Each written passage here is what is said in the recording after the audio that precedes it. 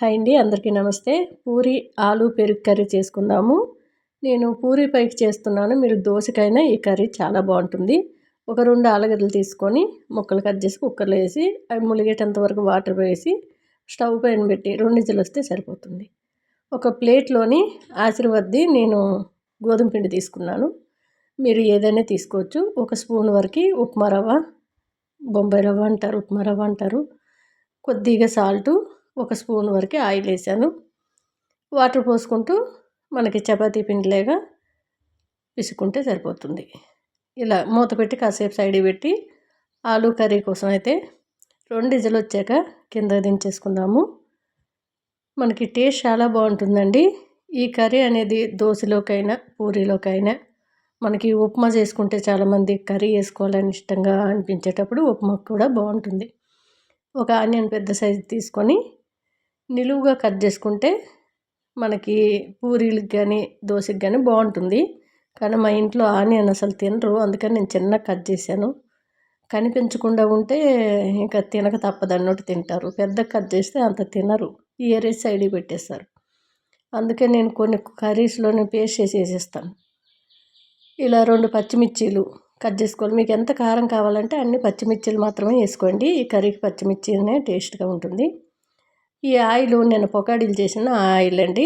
Stove పైన బాండి పెట్టుకొని కొద్దిగా ఆయిల్, ఆవాలు, జీలకర్ర, శనగపప్పు, మినపప్పు, అల్లం తురుమేసి వేసుకోండి.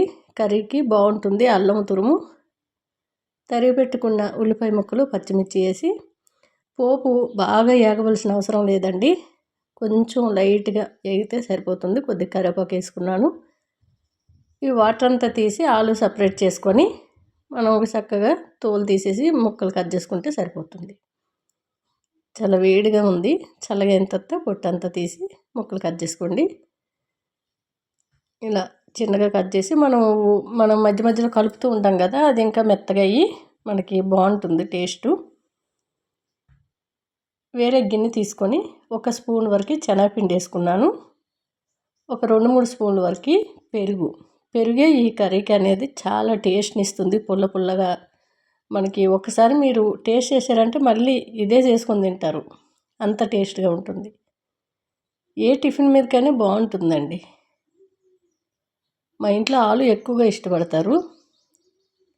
ఇలా పోపు అంతా లైట్గా వేగిన తర్వాత ఆలు కట్ చేసుకుని వేసుకొని, పసుపు అయితే వేసుకొని అవసరం లేదు.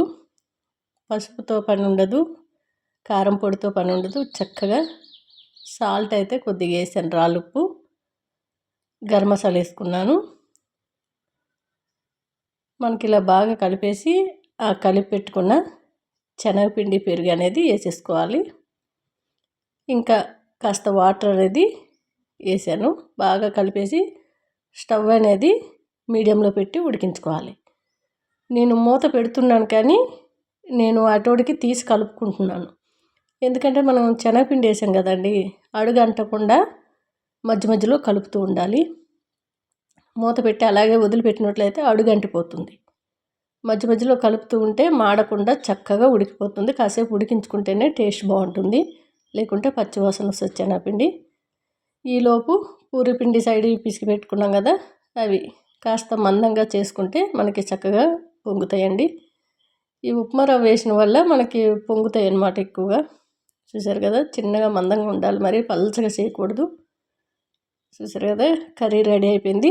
కింద దించేసి కాస్త కొత్తిమీర అనేది వేసుకుందాము.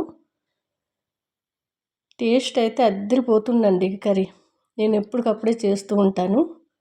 చాలా బాగుంటుంది. మనకి టమాటాతో పని లేదు, చక్కగా పుల్ల పుల్లగా టేస్టీగా ఉంటుంది. పిల్లలు తినేటప్పుడు ఇంకా మీకు పచ్చిమిర్చి ఎక్కువగా కనిపిస్తే కాస్త తగ్గించేసుకోండి. కింద దించేసి కొద్దిగా కొత్తిమీర వేసాను. మనకి ఆలు పెరుగు కూర రెడీ అయిపోయింది. ఇప్పుడు స్టవ్ పైన కళాయి పెట్టుకొని డీప్ ఫ్రై కోసం ఆయిల్ వేసుకుందాము. మా మనవరాలు పూరి అడిగిందండి ఈరోజు. దానికి ఒక కారణం ఉంది. ఎప్పుడు బయట నుంచి తీసుకురండి అంటది, నువ్వే చెయ్యమ్మని అడిగింది. అందుకని ఇక మా మనవరాలు ఏది అడిగినా సరే నేను కాదన్ను, అందుకనే చేసాను. ఈ ఆయిల్ అనేది మనకు బాగా వేడైన తర్వాత వేసినట్లయితే పూరీలు అనేటివి చక్కగా పొంగిపోతాయండి. చూసారు కదా, మనకి ఆయిల్ లైట్ వేడి ఉన్నప్పుడు వేస్తే పొంగవు, అవి చపాతీలానే ఉంటాయి. మనం బాగా వేడైన తర్వాత వేసినట్లయితే చక్కగా పొంగిపోతాయి, చాలా టేస్ట్గా ఉంటాయి. నచ్చితే ఒకసారి ట్రై చేయండి. నేను పూరి కర్రీ మాత్రం నాకు చాలా ఇష్టం. ఇది ఎప్పటికప్పుడే చేస్తూనే ఉంటాను. మనకి వేరేగా రైస్లోకైనా బాగుంటుంది, అంత టేస్ట్గా ఉంటుంది. మీరు కూడా ఒకసారి ట్రై చేశారంటే టిఫిన్లకే కాదు రైస్కి కూడా బాగుంటుంది. నచ్చితే తప్పకుండా ట్రై చేయండి. టేస్ట్ అయితే అదిరిపోయింది. పూరీలు కూడా సాఫ్ట్గా మెత్తగా ఉన్నాయి.